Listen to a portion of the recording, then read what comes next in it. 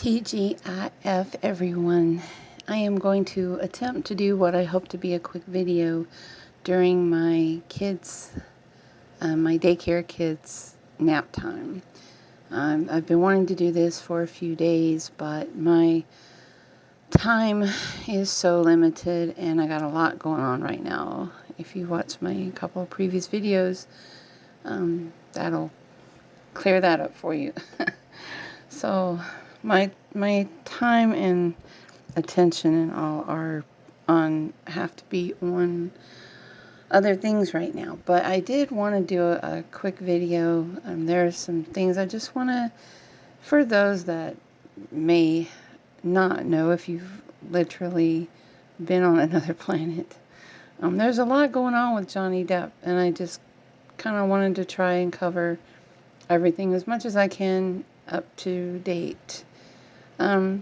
So this week, Johnny Depp was given the Medal of Merit, or Medal of Honor, this week, and by the Serbian ruler, and I'm not even going to attempt to pronounce his name. I'll just put it up on the screen here because I would never want to offend him or his people by saying the name wrong. So I just want to start this video by saying congratulations to Johnny Depp on that. It is much deserved. That and more. Now, that leads me into my next topic. I hate to even really talk about this next topic. Some of you may not be aware that this has happened. On the day that Johnny Depp was receiving this award, news started to spread really fast that the ILBE group, the same group that produced, the same company that produced Puffins by Johnny Depp, that is produced in Serbia, is the same company, to my knowledge is the same company that is now employing Amber Heard. Gag me. I hate even saying her name. It makes me nauseous and angry. But they're employing her to do a new film. I refuse to name the film here, as I'm not trying to give her any publicity. Now, when this news broke, Johnny Depp fans, of course, including myself, felt very betrayed and disgusted. And of course, we're not going to watch the movie. Anything with AH in it is just going to be a complete failure. And I mean, I can't imagine what this company is thinking. The worst part about it is not even that they're putting her in a film, but they chose the very day that Johnny Depp got his award to release this news, and it just felt like such a betrayal.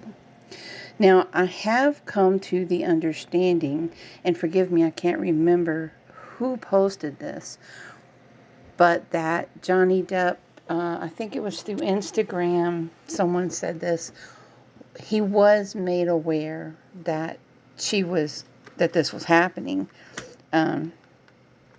So I think, now if I'm wrong, someone please don't be afraid to correct me, but I think he did know about it.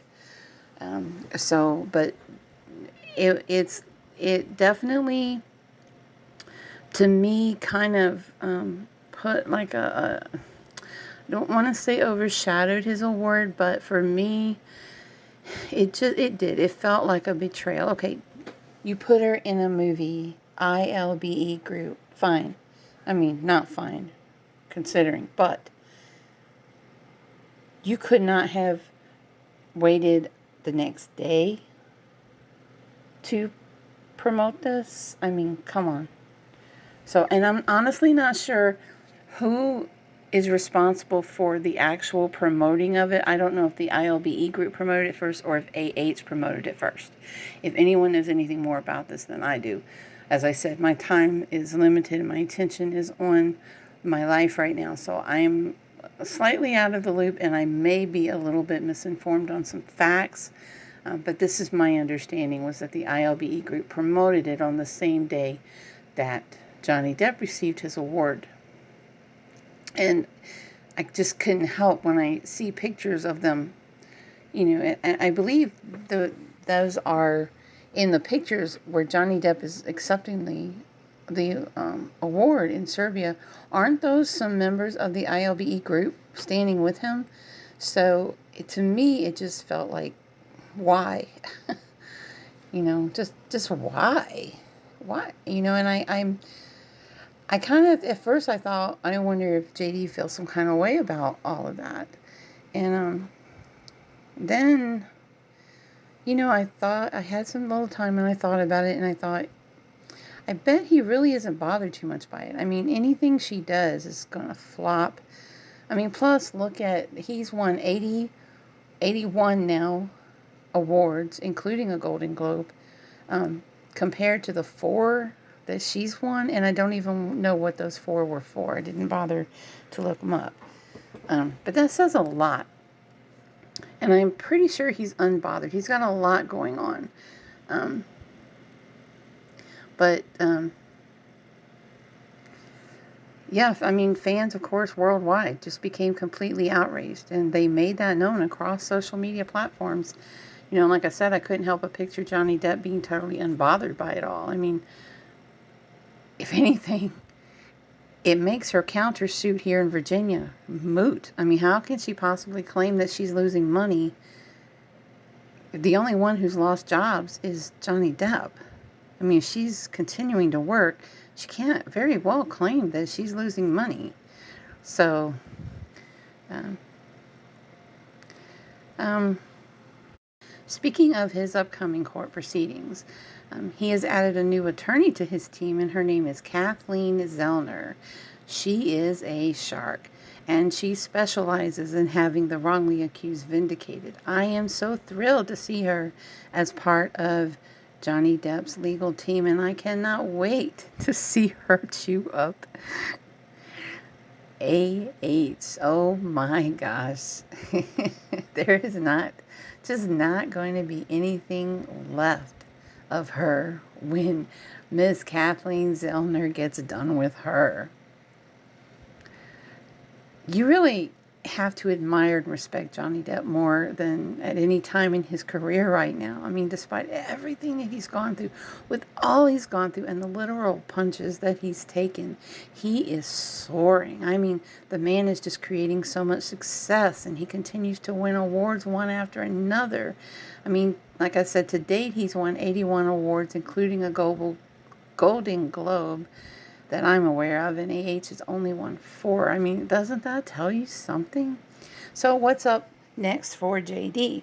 He is set to begin filming this summer, playing King Louis the 15th, I believe it is. And so I look forward to seeing that. I think he's going to do a fantastic knockout job on it. I'm really excited about it. I think I touched on everything Johnny Depp is doing right now. Johnny Depp is, I mean, there's like one more thing I'm going to mention before I close this out, but Johnny Depp is always in such high demand that it's hard to keep up with everything going on with him. And to be honest, and I very much hesitate to even say this, and let me back up. I very much hesitate to even say this. But I have had concerns for his health. Like I said, he's always in such high demand. And before anyone says anything, no. There haven't been any reports that anything is wrong with him. None.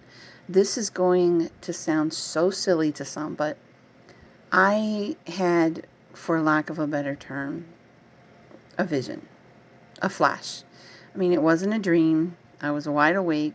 And then suddenly, for about 30 seconds in my mind, I mean, I was just going about my business, my work. And then for like 30 seconds in my mind, I was whisked to the courthouse, like as if I was there.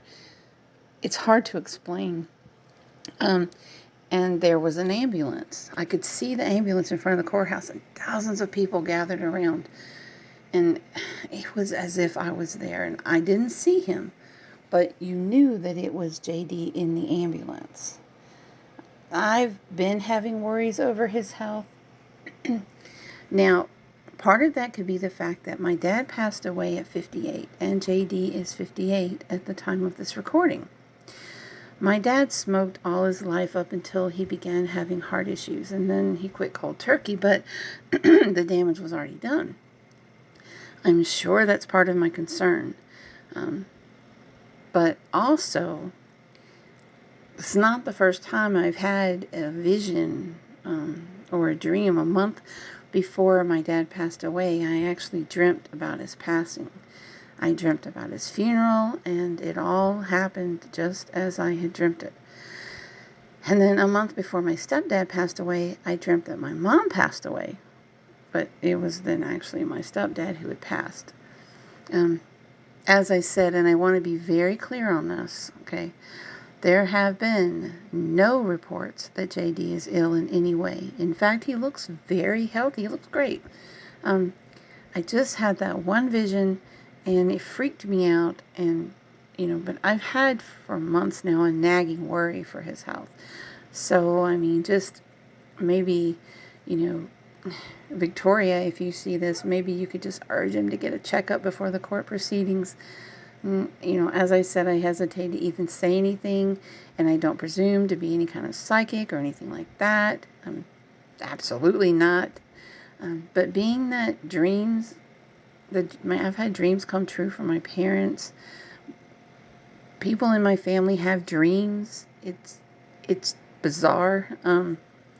They've seen ghosts as well. That's a whole nother thing. I have seen a ghost, but we're not going to talk about that right now. I would feel terrible if I didn't mention my that quick flash of a vision about JD, and then something did happen, and I, in some small way, maybe could have prevented something. So by hoping Victoria, someone that knows him, sees this, and then just puts a bug in his ear to say, hey, let's go to the doctor for a good checkup. And that's all I want to say about that. Again, there's nothing, no reports that there's anything wrong with him at all. This is something completely on me. If I hadn't had that vision, I wouldn't be saying anything. So, moving on from my mother hen worrying self and my crazy visions and dreams. I want to say that the thing I respect and just love about JD the most is how very down to earth he is with all of us, his fans, or as he prefers, his family. I've heard him call us his employers. I prefer family, but he's behind the Never Fear Truth movement that has just skyrocketed from day one of its announcement. Go to neverfeartruth.com. Fans have the opportunity to own NFTs of JD's art. I am just learning about the world of NFTs and what ETH, and I don't really truly pretend to even understand a little bit of it. I'm trying to give myself crash courses in it. I was chosen to be able to mint one. Unfortunately, I mean, thousands of dollars, and I just don't have that, especially with me trying to move and all. That's just, I have daycare families that depend on me, so sadly I have to be responsible right now. I'm hoping that, other things will go up for sale in the future, and then I can partake. But they have the opportunity, fans have opportunity to own NFTs of JD's art, and even more, I want to say that this community is a family, and Johnny Depp does communicate with us through it and through the mods. So it honestly makes us feel closer to him, and I think I'm maybe speaking out of turn here, but I think he needs to feel close to us as well. I personally love logging into Discord and seeing familiar names, and seeing what exciting projects await us. including being able to collaborate with JD. And that, I think, is awesome. That's very exciting. Can't wait to see what happens in the future there. Um, about 1,000 questions, I'm thinking many more probably, were submitted for JD's Ask Me Anything, and 7 were chosen for the first round, as his time was very tight. He recorded his answers via audio. I took a screenshot of the questions, but I left out the users' names as this is a private community, I believe, and they may wish to keep their identity private. The users, I'm not sure. So it's out of respect for that and the integrity of the community that I simply post the question along with JD's recorded answer. And that's how I'm going to wrap up this video. Enjoy listening to JD's answers from his Discord community and the Ask Me Anything channel. God bless, and you all take care. And I will see you very soon in another video. Bye. How am I? I don't know how I am. I don't know how I am. I don't know how I've come into existence. But I'm good. Everything's okay. Everything feels good. Everything is forward, onward, and forward. That's the direction of the day. Yeah, I've done more sketches, I think, of places that I've been for long periods of time, but I've done more sketches, and then those sketches turn into kind of, I don't know, dribbly, watercolory kind of things that you end up doodling with on the plane or something. Yeah, I try to capture whatever I find that's an interesting, even just an angle, even just something that's so asymmetrical that I'm fascinated by it, and I need to kind of remember it and capture it in a quick drawing, and then I can chuck in little nuances with just a simple thing of watercolors. So yeah, I do have to capture places that I go. Yeah, I don't know, because it means something somehow to me.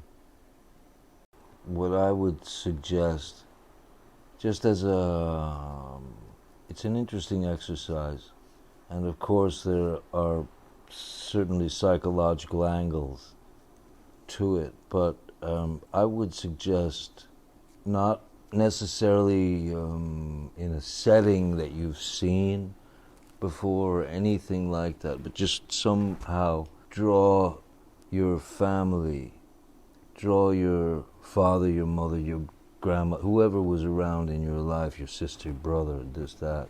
Draw them in various positions that you would put them in or see them in or think of them in on one big piece of paper. It's your image that exists in your head, and it's something that is quite healthy to draw when you start to look and see who ended up where and wonder why they ended up there and why did I have them playing a violin, or whatever it might be. Because it's really about observation. It's really about observation and capturing a moment. It's not the most luxurious and quick and simple and easy click way. It's a sketch from your mind of how you see your family. I think you'll find it interesting. Oh man, my favorite animal to paint. After my old dog Moo, passed away, I was working on Public Enemies at the time, playing John Dillinger, and we were shooting out in some forest, and I got the news, and it was quite unpleasant. And then once I got back home and sort of settled in, the first thing that I felt I needed to do was I needed to, because I didn't see Moo for a while before he passed away. I was away shooting, and so I wanted to see him, so I painted him. I painted him real big. It's a big painting, and that was one that was very difficult for me. It was a strange one. Normally you walk away from a painting and get some distance on it, but oddly when I was painting this portrait of my dog Moo, I remember that I liked being up very close to the canvas by his eyes because it felt like there was enough, I don't know, out of focus, there was enough memory left to sort of experience him better, you know. So I painted this big painting of my doggy, and whenever I see the thing, all I look at is I walk up and put my eyeballs 2 inches from his, and that's the way the painting works for me. So yeah, paintings work differently for everybody. To be like straight up, the animal that I love to paint the most is the elephant. I like painting elephants. I like elephants. Yeah, they're kind. There's something kind about them, very kind. Let's see. I don't know, I like to paint all kinds of stuff. It depends on what jumps into my brain. Sometimes I painted buckets for a long time. It's hard to, I mean, I can't even explain that. You know, you'd have to ask some, I don't know, professional about it. But yeah, I did. I painted buckets for years. Thank you very much for your question. It's a great question. I suppose, you know, over a certain amount of time, you start to realize things that you allowed yourself in life and things that you thought it best to let go of or walk away from in life. And sometimes those things are very dear, and I mean dear to the point of it's truly a part of you, like the guitar, playing the guitar and playing music was my, well, is my life, was always my first love, and I did it. I started playing at 12 and taught myself how to play the thing, and I joined bands and then ended up playing clubs at a very young age, you know. So for me, it was immediate that there was no question that the guitar was everything for me. Then suddenly, a couple of years, well, a number of years later, I end up in Hollywood without, you know, the band breaks up, and my friend asks me, why don't you meet my agent? So I did, and she sent me to this audition, and I got the gig somehow as an actor in some movie, and I didn't have much of an interest in it. You know, I had always planned to go back to music, and then made that film. Suddenly I found myself on this other road, which was acting, and that once I suppose that I was exposed to a lot of people, that is to say, when people started to recognize me, it was a very odd feeling for me. And I think part of that was because I knew that I had achieved, I suppose, a certain amount of success in the acting field, you know, from the TV show or whatever, and I just knew that I then had to make the choice to sort of say goodbye to music. Yeah, you know, I didn't want to like, hey, I'm an actor, I'm on this TV show, come see my band play, or come see me play. I couldn't do that because I loved music far too much. I had far too much respect for it, and so I did the acting thing, and accidentally, and kept going, still kind of trudging through the tundra there of that arena. But at the moment, because I did make the decision to unlock those barriers that I put upon myself, where I limited myself, I don't think I'll ever call myself an artist. I don't believe that's my place. I don't. I can certainly, and I do, approach my work, my music, my whatever, as an artist. But that's when you're commencing on a blank page. Even if you're an artist, at that moment, you're an aspiring artist because you don't know what comes next. So I can't call myself an artist, but do I paint? Do I draw? Yeah. Do they mean something to me? Yeah, because they represent my interpretation of friends and energies and moments and the luck, the amazing moments that I've been gifted with in my life, you know. So, yeah, I'm painting a bunch and it feels good. I'm writing and recording music. There's stuff with the vampires that's already sort of ready to go. There's writing, you know, as you say, am I writing? I find I'm constantly writing. I have always a notebook at my side, and I'm constantly writing. And whatever I'm writing at the time, that depends on whatever I've just laid down, you know, whatever I've just witnessed. I write all the time. Sometimes they're songs, and sometimes they're slivers of memory that will end up in this, what right now feels like a huge tome, which is a book I've been writing a book for about 5 or 6 years or so.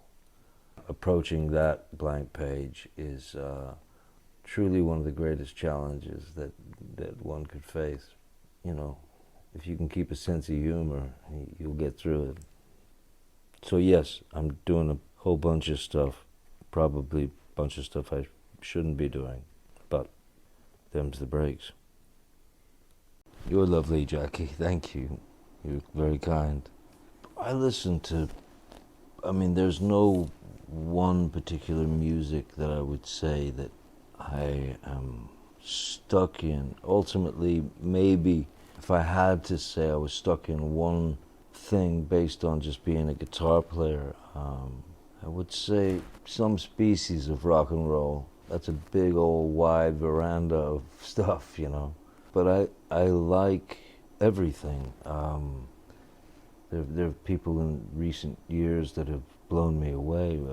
Run the Jewels, I believe, are not only brilliant, but I think they carry a lot of gravity, much more gravity than most people are used to. And so I have a great appreciation for them. I'm a huge admirer.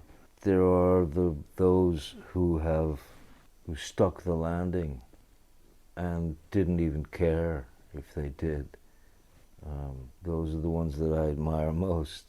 Nick Cave, Shane MacGowan and his band, the Pogues, Jeff Beck for revolutionizing guitar in the same way that Marlon Brando revolutionized acting and reacting and behavior in the late 40s. Jimmy Page for creating a completely different style of music, you know. I'm a huge fan of, there's a band that I adore out of Australia called Augie March, and it is for me some of the best songwriting I've ever experienced, and is right up there in the Lennon McCartney range. The main songwriter, Glenn Richards, and the singer is, well, he and the band are incredibly talented.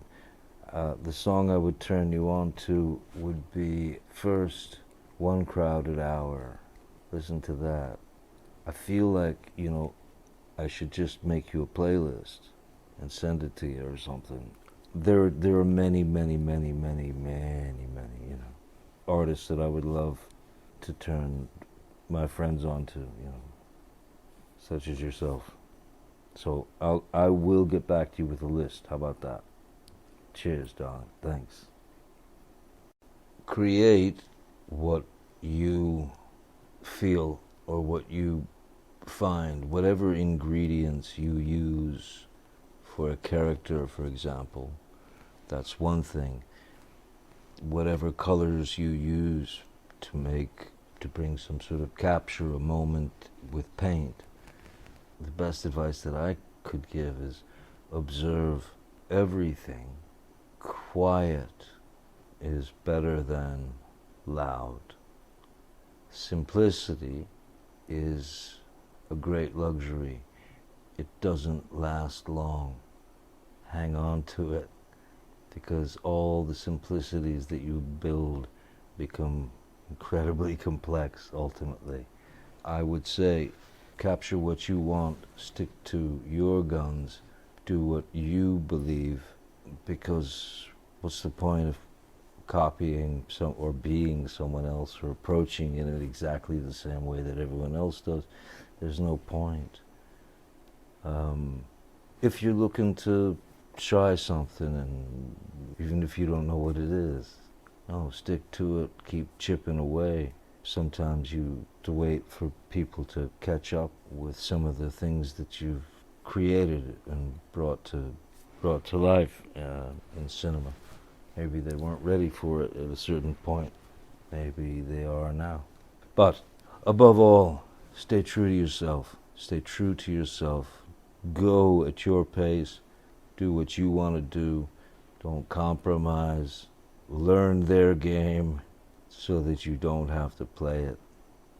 And above all, as I said, stay true to yourself.